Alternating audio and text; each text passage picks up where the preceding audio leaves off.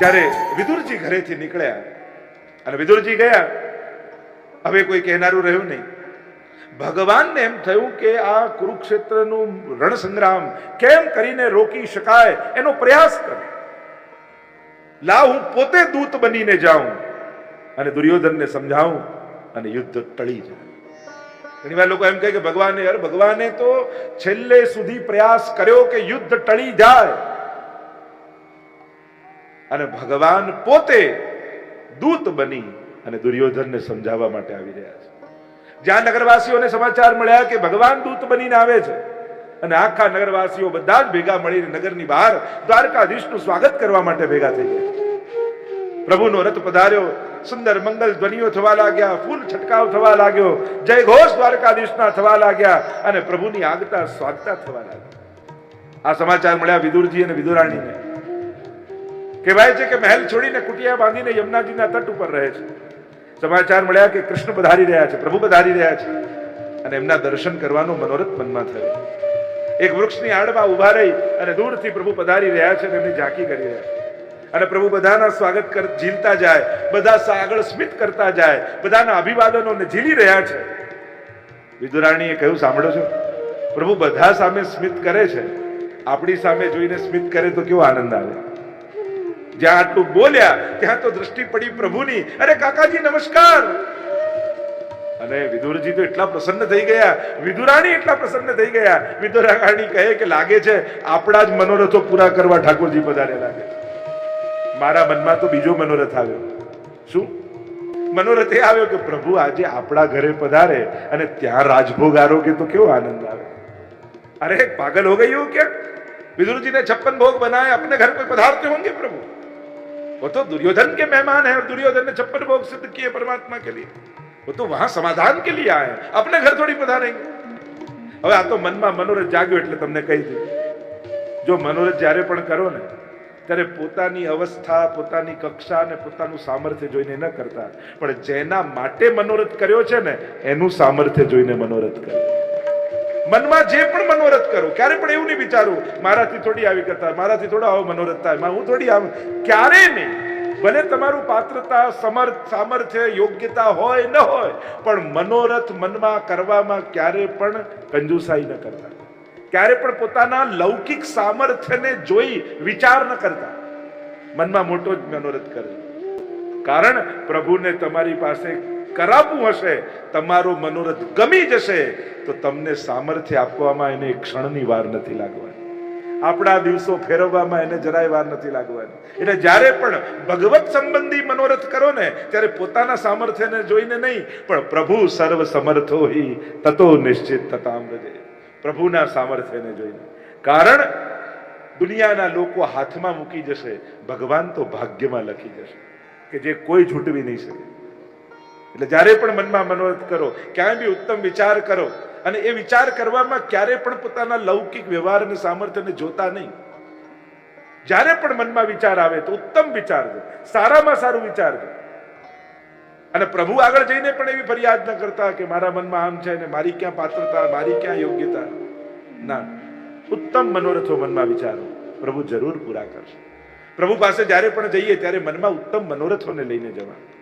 પ્રભુ કલ્પ વૃક્ષ છે, અને કલ્પ વૃક્ષ પાસે માંગવાનું ન હોય, એની નીચે બેસીને જે વિચારો એ પૂરું થઈ જાય.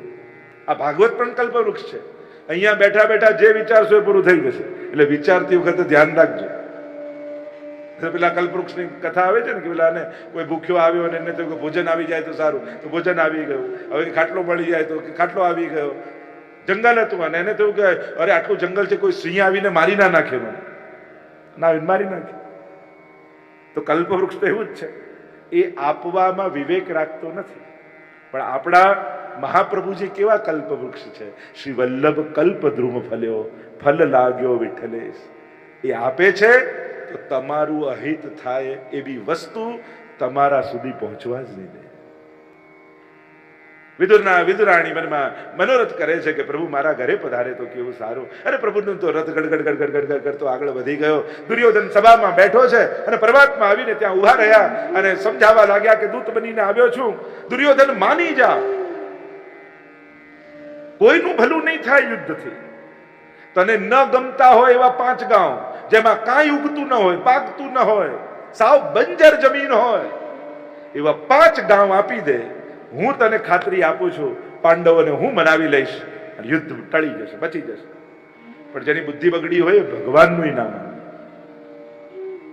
જેની બુદ્ધિનો નાશ જ થવાનો હોય એ ભગવાનની વાતને પણ સ્વીકારવા તૈયાર થતો નથી. અને દુર્યોધન એમ કહે છે કે સોયની અણી ઉપર, નોક ઉપર જેટલી જગ્યા છે એટલી જગ્યા પણ યુદ્ધ વગર નહીં આપું. તો પરમાત્માએ કહ્યું તો થઈ જવા દે યુદ્ધ. અને પ્રભુ જવા લાગ્યા અને દુર્યોધન કહે પણ ભોજન કરીને તો જાઓ.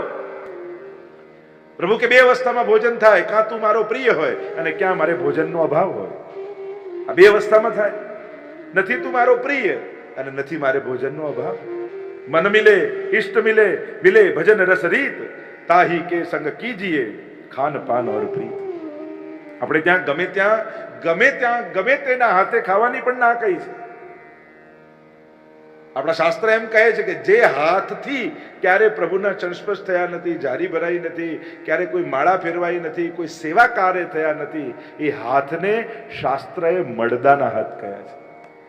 શાસ્ત્ર એમ કહે છે કે આ તો મળદાના હાથ છે. જીવત જૈસે પ્રેત, આપણે તો કીર્તન સાહિત્યમાં આવે છે. અને જે મળદાને અડીએ તો નાવા જવું પડે, એના હાથમાં અન્ન ખવાય નહીં. એમ આપણે ત્યાં એટલે વિવેક રાખતા કે ગમે તેના હાથનું લેતા નહીં. કારણ કે જે હાથ ક્યારે મારા ઠાકોરજીના ઉપયોગમાં નથી આવ્યા એ તો મળદાના હાથ જેવા છે. એટલે કહું તારે ત્યાં ભોજન સંભવ નથી. એટલે એટલા માટે જેણે મરજાદ લીધી હોય, જે ઠાકોરજીને ધરીને જ લેતા હોય, જે આચાર વિચારમાં રહેતા હોય અને ક્યાંય કોઈનું લેતા ન હોય, એને પરાણે શરમમાં નાખી આપણી લૌકિક ખુશી માટે ક્યારે પણ એના નિયમો તોડાવતા નહીં. જે ધર્મ કરે છે એને કરવા દો ને. લોકોને બીજાના નિયમો તોડાવવામાં ખબર નહીં શું મજા આવે છે. ખવડાવવા જોઈએ તો અડધી દુનિયા ભૂખે મરે છે, એને જમાડો ને. પણ ના, આપણે તો જેણે નિયમ લીધો ને એને જ જમાડીને છોડીશું.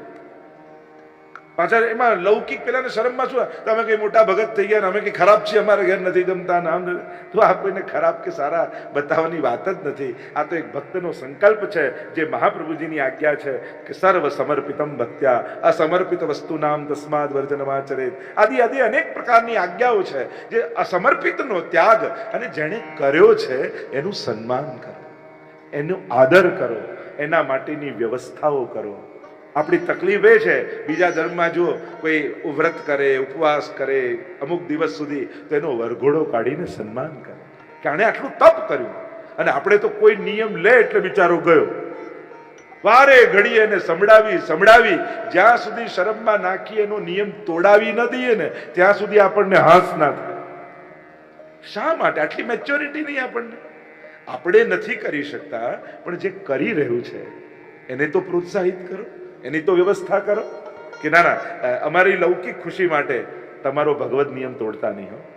તમે જે નિયમ લીધો છે, તમે જે ધર્મ પાળો છો, અમે તો નથી કરી શકતા, પણ તમે કરો છો ને તો અમે તમને સાથ આપીશું, સહયોગ આપીશું. તમે કહો તો હવેલીમાંથી પાતળ લાવી દઈએ, તમે કહો તો ફરાળનું કરી દઈએ, તમે કોઈ વ્યવસ્થા કરી દઈએ, પણ તમે અમારા માટે તમારો નિયમ તોડતા નહીં. કારણ કે આપણા લૌકિક ખુશી માટે કોઈનો આધ્યાત્મિક નિયમ તોડાવવો એ પણ અપરાધ છે, દોષ છે.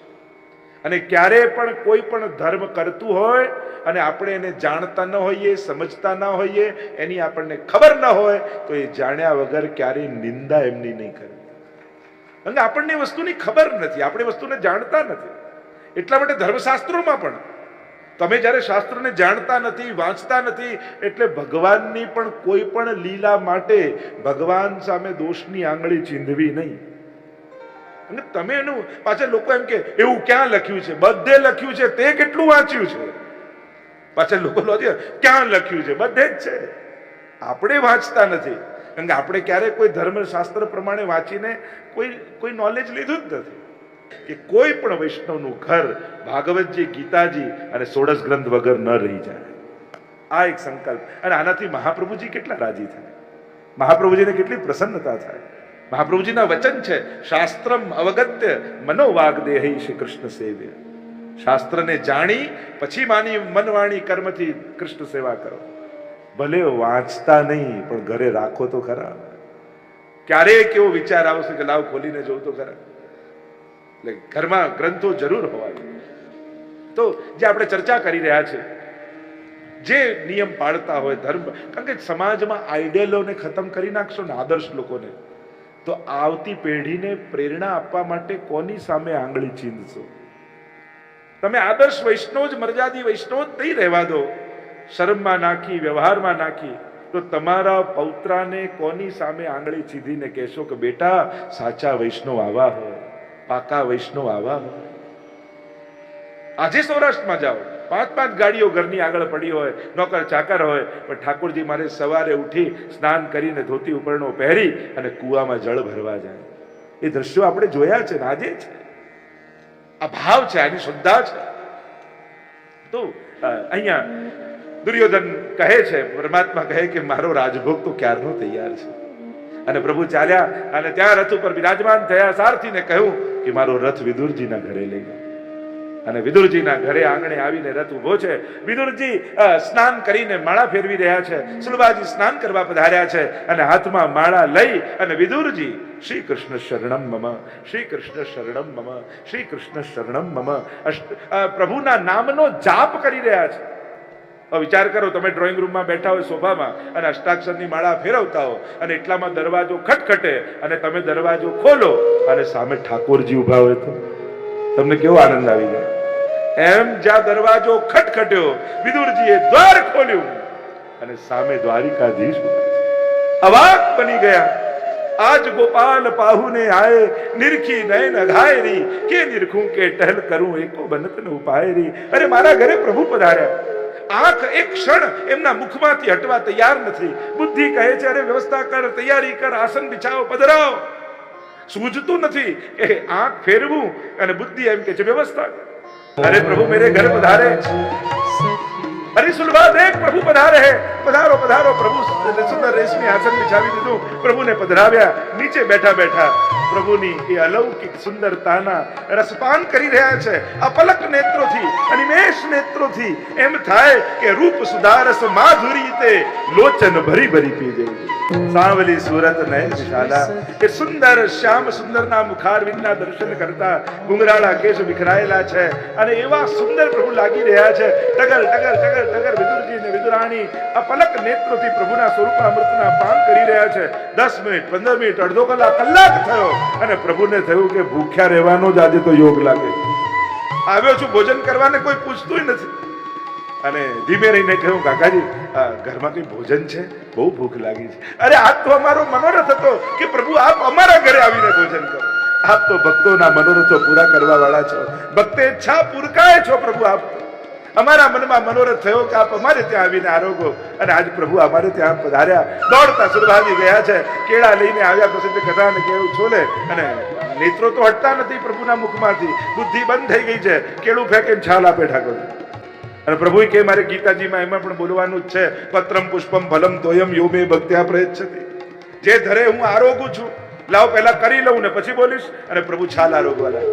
1 2 3 અને જ્યાં વિદુરજીની દૃષ્ટિ પડી, સુરભા પાગલ हो गई हो क्या, ऐसे प्रभु को आरोग है जाता, लाओ मुझे तो. विदुरजी ने लिया और छाल छोली અને કે છાલ ફેંકી, કેળું આપ્યું. પ્રભુ આરોગ્યા ને એટલું બોલ્યા, કાકાજી જે છાલમાં મીઠાશ હતી એ કેળામાં નથી.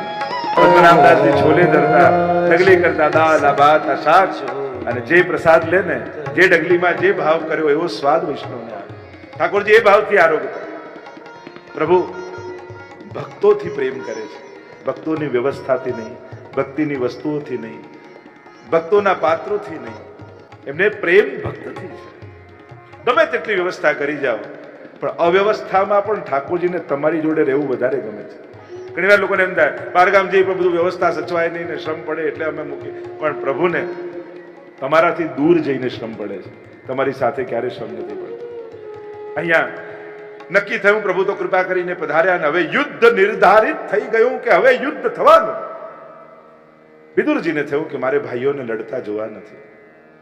એટલે નક્કી કરી 36 વર્ષ સુધી યાત્રા કરવા માટે વિદુરજી નીકળી ગયા. બંને પતિ પત્ની નીકળ્યા છે યાત્રા કરવા માટે. જ્યાં જ્યાં જે સંકલ્પ હોય, દાન હોય, વ્રત હોય, જાપ હોય, એ બધા જ નિયમોને પાળતા પાળતા વિદુરજી યાત્રા કરી રહ્યા છે. અને 36 વર્ષ વ્યતીત થઈ ગયા. અહીંયા મહાભારતનું યુદ્ધ પણ થઈ ગયું, પ્રભુ પણ સ્વધામ પધારી ગયા, યાદવા સ્થળી પણ થઈ ગઈ, પણ વિદુરજીને કોઈ સમાચાર નથી કે મોબાઈલ નહોતો ત્યારે. અત્યારે તો રોજ ફોન કરીને પૂછીએ કે બરાબર છે ને બધું. તો એક ભક્તને ભગવાને સ્વપ્નમાં આજ્ઞા કરી કે તું બ્રજમાં આવ, મારે તને દર્શન આપવા છે. અને પેલા કહ્યું પ્રભુએ તો આજ્ઞા કરી, તુરંત બધું ગોઠવ્યું, તાળું માર્યું ઘરનું, એ પ્રભુ ધ્યાન રાખજો કરીને નીકળ્યો બ્રજમાં. 1 દિવસ 2 દિવસ 3 દિવસ પણ દર્શન જ ના થાય. થાકીને ઘરે પાછો આવ્યો તો અદબ પાડીને ઠાકોરજી દરવાજા પાસે ઉભા હતા. અરે પ્રભુ બ્રજમાં બોલાવ્યો, હું ત્યાં દર્શન કરવા આવ્યો, આપ અહીંયા ઉભા છો. હું શું કરું, તું જ તાળું મારતા કહી ગયો પ્રભુ ધ્યાન રાખજો, એટલે હું અહીંયા આવી ગયો. તું તો જવાબદારી આપીને ગયો.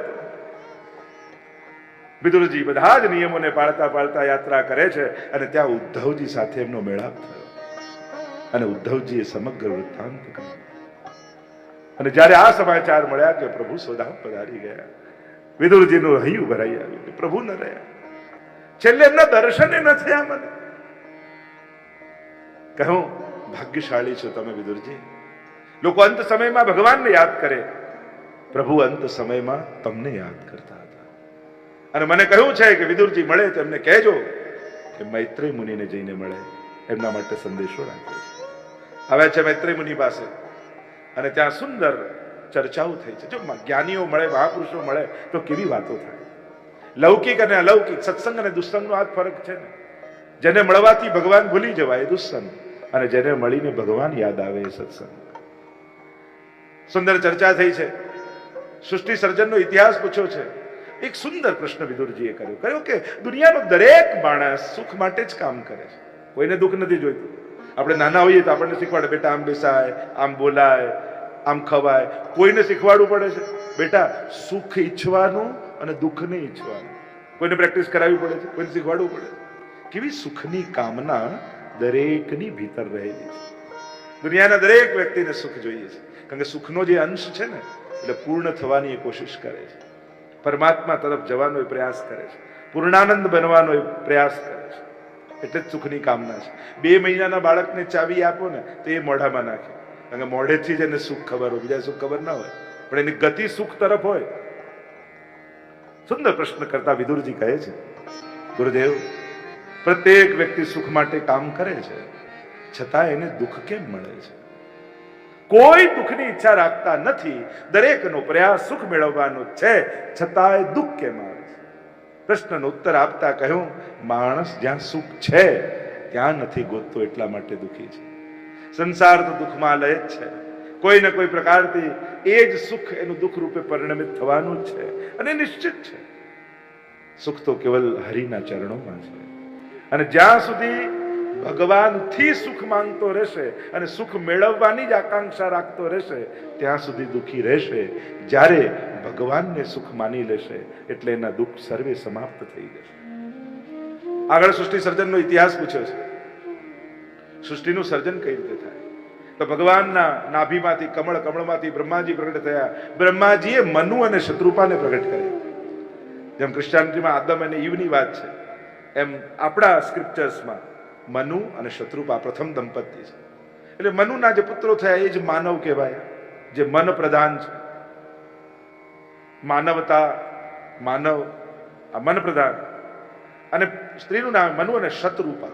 સ્ત્રીનું નામ શતરૂપા, 100 રૂપવાળી.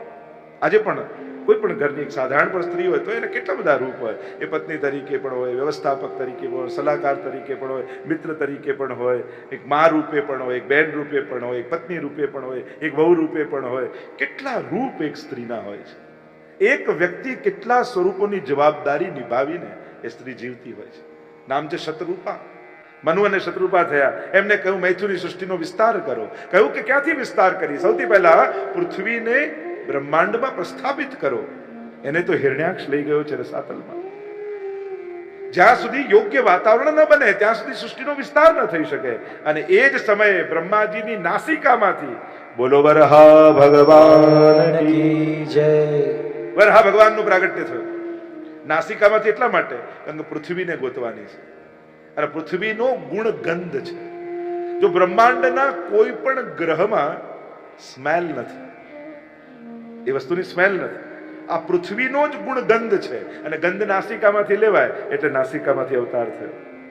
અને એને શોધતા શોધતા વરાહ ભગવાન, કારણ કે શુકરને આજે પણ તમે જોશો ને તો આ પૃથ્વીને સૂંઘતો સૂંઘતો જશો. હિરણાક્ષ, હિરણાક્ષ કોણ છે?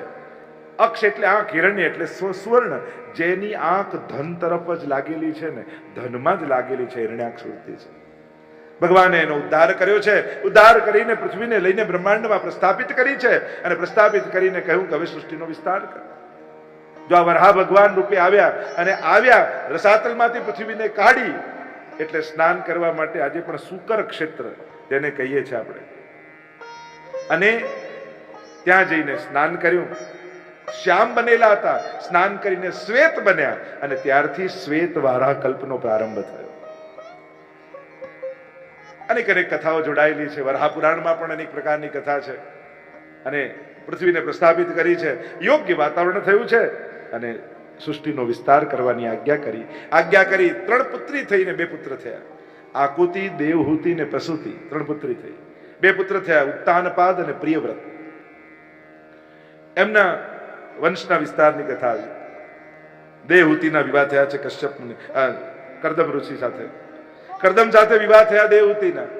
કરદમજીએ એવો સંકલ્પ સાથે વિવાહ કર્યા કે મારે પુત્ર થશે પછી હું સંન્યાસ ગ્રહણ કરી લઈશ. પણ વિવાહ થતાની સાથે જ ધ્યાનમાં મગ્ન બની ગયા.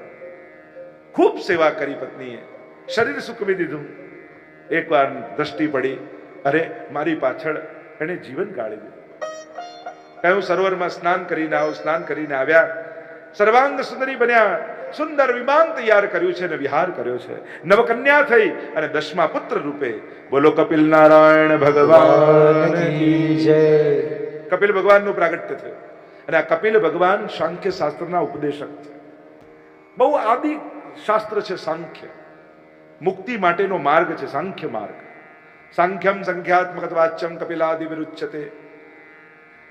થિયરિકલ હોય સાંખ્ય, અને એનું પ્રેક્ટિકલ એટલે યોગ. 2 પ્રકારના સાંખ્યની વાત છે, શેશ્વર સાંખ્ય અને નિરીશ્વર સાંખ્ય. કપિલ ભગવાન સિદ્ધાનામ કપિલોસ્મિ, સિદ્ધોમાં હું કપિલ છું એમ ભગવાન પણ પોતાની વિભૂતિ એને માને છે, અને અવતાર તો છે જ. માને એમ થયું કે મારા પર કૃપા કરવા માટે ભગવાનનો અવતાર થયો છે. જો અહીંયા કરદમજીએ એવું તપ કર્યું હતું કે ભગવાનની આંખમાંથી આંસુ પડ્યા, અને અશ્રુ બિંદુ જ્યાં પડ્યા, આજે પણ સિદ્ધપુરમાં જાઓ ને તો ત્યાં બિંદુ સરોવર છે. મહાપ્રભુજીના બેઠકજી છે. કારણ કે પ્રભુના અશ્રુમાંથી પડેલા બિંદુમાંથી સરોવર બન્યું, એટલે એને બિંદુ સરોવર કહેવાય છે. અને માનો ઉદ્ધાર આ સ્થાને થયો, એટલે માતાની વિધિ, એની પાછળની વિધિ સિદ્ધપુરમાં કરવામાં આવતી હોય છે.